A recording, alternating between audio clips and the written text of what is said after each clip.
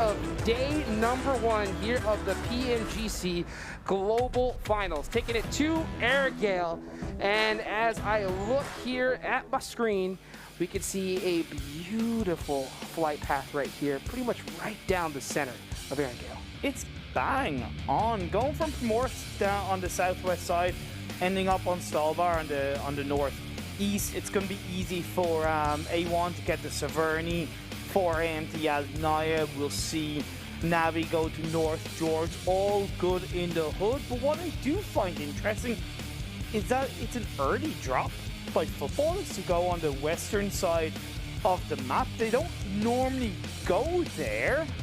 Is that because they're looking to try and switch things up compared to how they are in the overall standings? They must have seen something. I mean, these guys, we know that all these teams did a ridiculous amount of research going into this tournament. You know, they watched all the VODs for the past tournament. They've also been playing a whole bunch of scrims recently, like I mentioned, on the Zute scrim. So they must have realized that, hey, guess what? This side of the map is relatively open. And right now, I mean, it is. They're going to be able to loot this entire area relatively simply.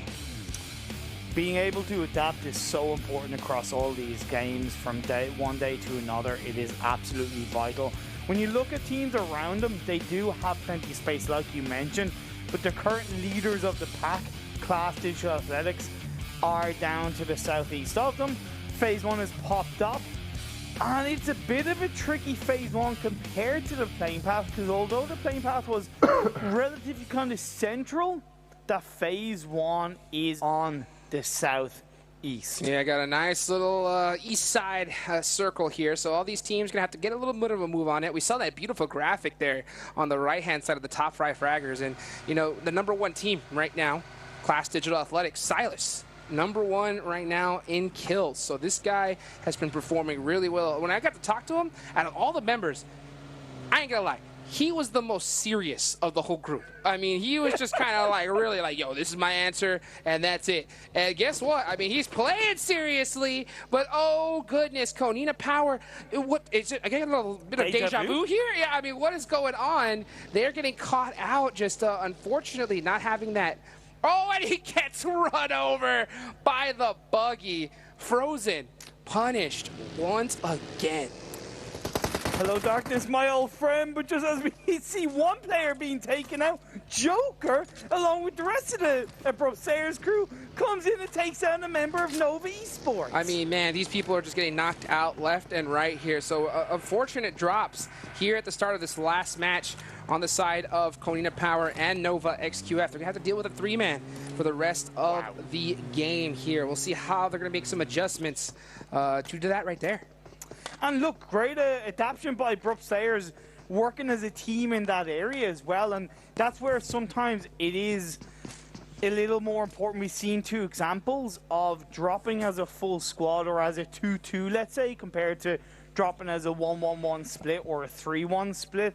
Because losing that first player early on affects your morale. It kind of affects your attitude as a team. And of course, it changes up the play style you have to put down for the rest of the game. And look, I was just talking about him earlier, as we can see this beautiful graphic right here. Silas just straight crushing it for this Digital Athletics team. 12 kills to his name by himself. The longest distance kill, 268 meters. So, I mean, man, these guys from long range are just so on point. Long range, close range, whatever the range, they'll take the shots. They'll dominate in the end. And one thing that you'd mentioned previously is the fact that Digital Athletics have been able to get results despite being put down to 1 player. And I think a really strong element of that, which really makes a team an actual team, is that when a player dies, they're able to boost the morale of the rest of the team, right? They're able to be an extra pair of eyes. They're able to say, hey, look, be careful here, keep them calm. And that really makes a really strong team. So important, so important. I always said back when, when I was playing, if a teammate died, I was like, your job is not done yet. Exactly. I mean, if you have a teammate who may be a little struggling when it comes to communication, if you are a player that got thirsted earlier, you should be on that guy, giving all the call-outs for him. So all he can focus is just on gunning. And speaking of gunning, you got Joker catching, that King there in the earlier the match. So you got that nice finish. But, I mean, these guys, I mean, you got to be on point. You got to be, just you got to be a team. That's what's most important here at this high level. Now, we've seen Airwolf really utilize the fact that they're the only team in Military Ireland having 2 team players in the base and 2 players in Nova. Of course, their rotation onto the mainland is going to be incredibly tricky, Hot Jukes, and what might be best for them to pull off is wait for Phase 2, maybe even Phase 3, and shift on over to the Western Bridge, depending on where these circles go. Yeah, we'll see what they opt to do right now. We can see RRQ holding down this hill right alongside Pachinki. So, you know, we normally see RRQ head on over straight to Potato Hill in this kind of zone, but they opt to go a little bit more central and taking this location right by this shack. This is a really, really strong spot to hold. And man, you see, look at these shots coming from Alpha 7 with that AK red dot from long range, just putting on that pressure. And it looks like it's going to work because RRQ, they're on their way out. And it's important when you are in that area to hold on to... Hold on for dear life. Well, I'll give that an 8 out of 10. I'll give that an 8 out of 10. But to continue on, it is important for Alpha 7's position that they look to actually be controlling, because if a team rocks up too close to you on that kind of flat area, you only have that shack as a defense point and maybe that low ground dip beside it. Other than that, you're kind of very heavily exposed. Yeah, you can see right now D2E getting caught out by Nova. Oh, and look at those shots through the smoke. That is going to get that confirm right there. And you know that's going to make Nova really happy, because RRQ is such an aggressive team. And if you're able to kind of sneak away a kill, especially on a monster player like Order, I mean, that's going to be really good for them. Looking at where teams are across this Phase 1 circle as we're halfway through the blue zone closing in. BTR in the center around the farm terrain. Canina Power are still in Milta. You have Secret Jin around the shelter terrain with 4 AM rotating down from Yasnaya. A1 still on the outside of the circle up in the north coming from Severny now. And then when you look onto the west, Team Seeker rotating through Headshot Valley. Yeah, you know, A1, they've been really amazing to watch here, I think, so far, because they, you know, snuck in here into the finals in 16th place, and they have been performing pretty steadily so far. Ray Z with a nice little laydown shot. And for those of you guys that are just starting to get into the game, when you hit that laydown, it reduces your recoil even more. So you're able to get that really, really nice spray from long range. You also have to be careful with the timing, right? Because if it's in the wrong situation, you're prone down. Getting back up is obviously slower. It leaves you a little bit more exposed. But in that position that Class had, it was the perfect time to pull that off. Navi rotating on the northern side of the river from George Paul, which I think is quite clever because there's a much higher chance that no teams are going to be there. Are they going to opt for the long rotation on the north of Yasnaya or come in between school and Yasnaya? Yeah, I mean, I don't blame them if they want to err on the side of caution right now. Just play it really, really carefully. We can see right now this graphic. We got Ice coming up here. 10 kills to his name. Got a nice kill from 207 meters. 1,500 damage so far. By the way, if you get a knock, that is 100 damage. So he's definitely been putting in work for this team. It's an average of over 300 damage per game for one player. That's not to be sniffed at. Of course, being able to convert those into kills is also going to be a bigger benefit to your team in terms of the overall standings. A1 now rotating a little bit later than I would like to have seen them pull off, especially when you looked at the previous Erangel game when they were able to catch out 4 AM at one point, but stopping where they are is relatively safe. Yeah, stopping by this little Alamo right here, so they're going to be able to get this position. Now, they are led, of course, by Sinister. That's their IGL. And you can see him always leading that charge, getting that intel. And he's going to have to get some more intel because guess what? Zone number 1 has popped, Imperium. What do you see right off the bat? Man, it's a central Phase 2 shift. It's nothing crazy. You do still have a little bit of Military Island in play. And what worries me is that Airwolf, instead of opting to go for the Western Bridge rotation, which I would recommend, they're opting to play by the Eastern Bridge. Now, maybe that's just to get information across the way, but executing that rotation early on this phase 2 would definitely set themselves up for a better edge of circle play coming into phase 3. That's true, but guess what? Crossing that bridge, it's scary, especially with all these teams here. So I can't blame them if they're going to go ahead and play it slower. We'll have to see how they opt to do it, though. One thing I'm looking at, by the way, if you guys look at the bottom left of your screen, we were talking about it earlier, Navi. I mean, it looks like they opted to go with that real long rotation to Yasnaya, so we know what their decision was. And like I mentioned, I mean, especially when you got this much on the line, I don't blame them. I mean, play it safe. Honestly, it actually shows me the shades of how Navi played in the EMEA League. In the EMEA League, they would play these deeper rotations that you would think, oh, is that a bit risky? But it's kind of quite intelligent. It's very calculative. And at the end of the day, when you look at where they are in the overall standings, third with 55 points, it speaks for itself. Yeah, Law got us some nice taps right there. One of the members from Power 888 really low. We're going to try to catch that other bike as well. And man, those bikes, I mean, you are just zooming on by. And they're just trying to find their next location right now. We'll see where they opt to go to. But, oh, looks like they're going to run right into A1. And A1 is going to settle that really quickly and take out those two members on the bike. Like, that's a risk you take for rotating so deep into the circle on phase 2. Come on. Yeah, okay, the plane path was a little bit to the west. But there's most likely, you know, 95% chance already gonna be teams settled in that area. And to be honest with you, I mean, I think we see this a little bit because it's game 6. You know, like after so many games, you know, you kind of go back into little old bad habits and just kind of full send it. But you have to have that discipline. Exactly. I mean, there's $700,000 on the line just for first place. MVP is $15,000. That's nothing to shake your head at right there. So you got to be able to play it tight 24/7 at this high level.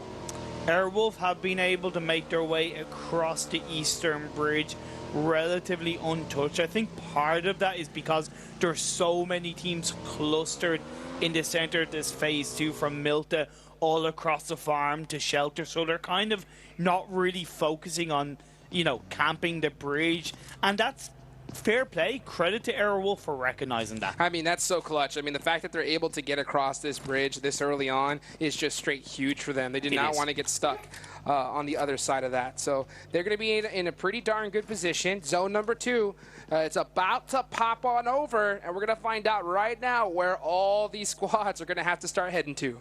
4 a.m. looking pretty good on the northern side, and we do see that shift up north for phase 3. So the teams down south like Aerowolf, like BTR, Dish Athletics are definitely going to have a little bit of a trickier job, although they are still inside the circle. It's 4 a.m. that are laughing on their current spot. Yeah, they're sitting pretty right now. And I'll tell you what, Aerowolf, I mean, they're pretty happy that they got across that bridge early, because now they're going to be able to start heading into the circle right now. And we just see every single team. I mean, they're in their vehicles. They are on the move, just trying to find their final position here. But it looks like Nova ended up finding Alpha 7 as Mapio's down Swaggin, switching to FPP, is going to get caught on that off angle there. Nova, always so good when they're playing separate, just utilizing each other, covering each other's angles.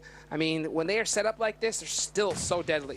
And that's where the 2-2 split from Alpha was always going to be tricky in that area, like I mentioned, because if a team gets too close to you, there's a much higher chance they're going to get punished. Credit to Nova as well, because they really pushed heavily on that area and gave no time for the players that did go down from Alpha 7 to respond. Nova's such a tricky team, I think, to play against. I know, right? Because like they're the best squad, I think, in the game when it comes to playing separately. Because it's almost like they're just constantly baiting you out. Like, yeah, we saw earlier in that Sandhawk match when Alpha 7 smelled a member all by his lonesome. They went, they jumped, and they pounced it. That was from BTR. But Nova here, they're like, okay, order's a little pushed up. Let's go ahead and push on them. But guess what? Though they're just covering those back angles, putting so much suppressive fire, and the Alpha 7's like, you know what? Let's just get on out of here. A lot of that comes down to core experience. But Dish Athletics, up on the hills, looking over in the sightlines of Nova XQF. They have to be careful of a team behind them. That is RRQ. They're fighting for the top spot right now as well, which is ironic within itself. I mean, looking still with 4 a.m. in the northern side of this phase 3. Again, looking so good on that compound. just the opposite side of the road, imagine. And the funny thing is, I mean, they just traded spots with RRQ. RRQ was just in this location a little earlier on. They opted to go down to those houses down the hill, but Class says, you know what, we like that spot. We're going to hold it for now. And Nova, they just threw out some smokes, just playing this a little defensive. They just kind of want to hold this position for now.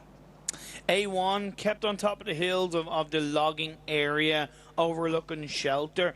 Now that's a good space to be, but what they've allowed is that they've allowed Airwolf to creep in behind them in the circle. The good thing for A1 is that Power Triple Eight and Kenya Power have also made their way towards that area. Yeah, we'll see right now what they opt to do, because this circle is about to shift. Everybody has just been kind of getting some intel right now, holding their positions. But, you know, once it starts hitting Zone 4, Zone 5, that's when the action really starts to happen.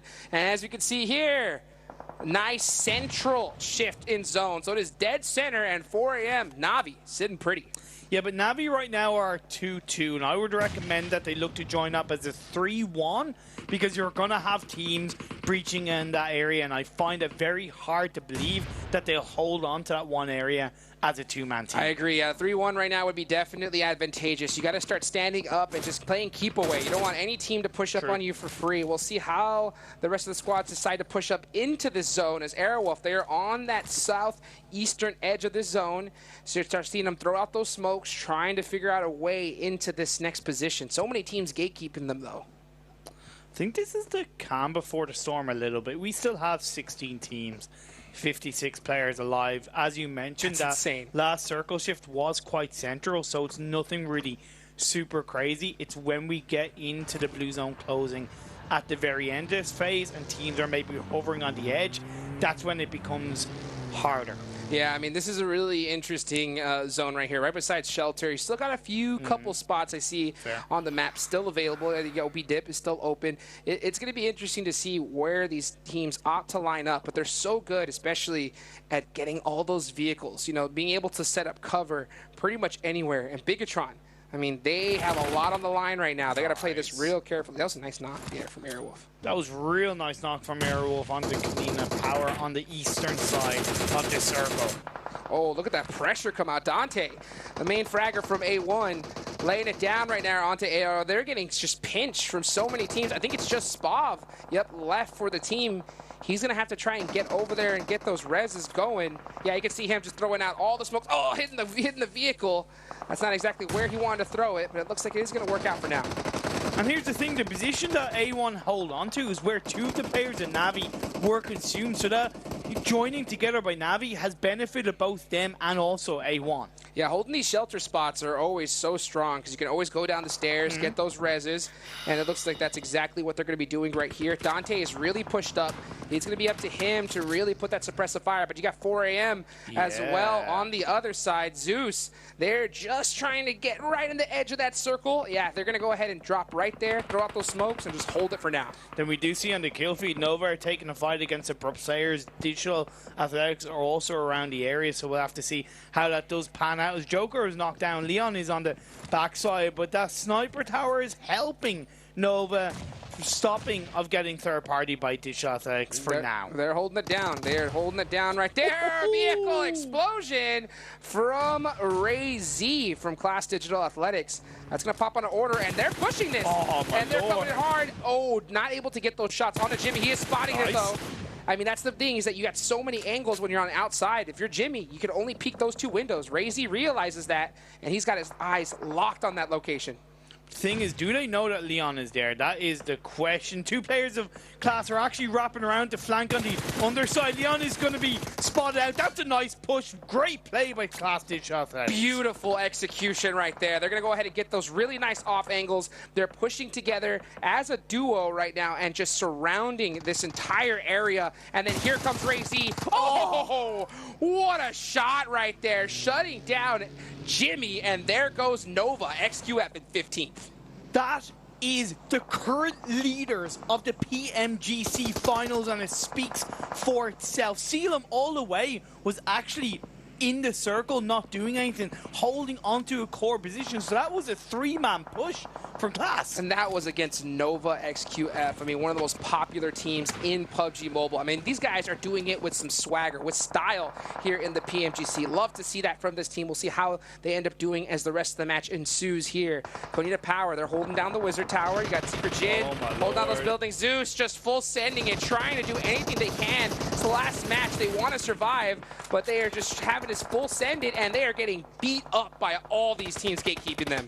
Desperate times call for desperate measures. You go for the desperate rotations, but when you're going in blind, you're going to get punished. And in the end, I believe it's just Godless that's left standing. But he's taking a bit of a fight against RQ. Got one knock. He's not going to find the other. It is Bear 11 cleaning things up. I mean, if you make a rotation like that, you're going to have to make some player sacrifices. And just right there, they sacrificed their whole team. But Ryzen was waiting there with that 8x SKS. Is going to get the finish. And there goes RRQ out in 12th. And BTR still up as a full squad, although Microboy has been knocked down. Most likely he's not going to get revived up, but their next battle is Alpha 7. And Alpha 7 doing exactly what they're supposed to. Was able to shut down one of their members right there. So that's going to really help them out in this fight. And now they're starting to put the pressure onto Zuxi. He's outside, going to jump in the window.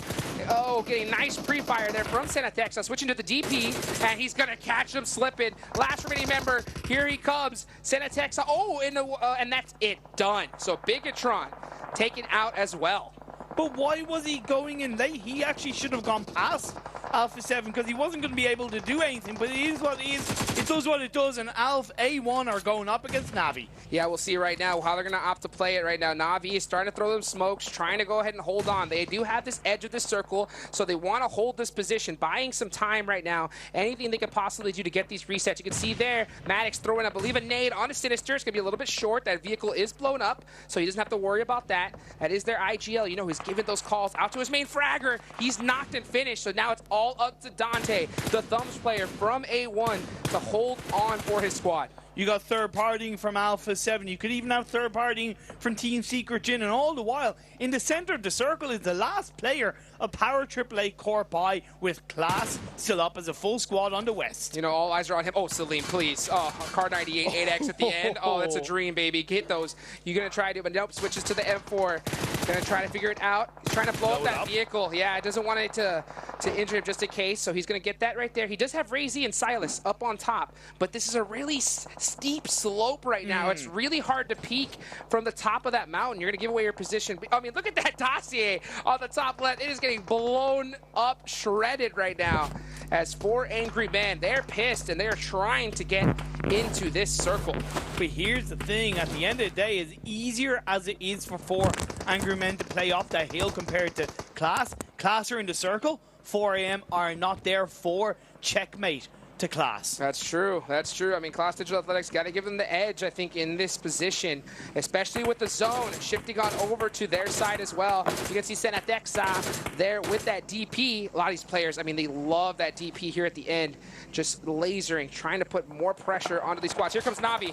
Oh, man, and they are just getting laser beam from the top of the hill. Man, what else can you do? They're just going to try and go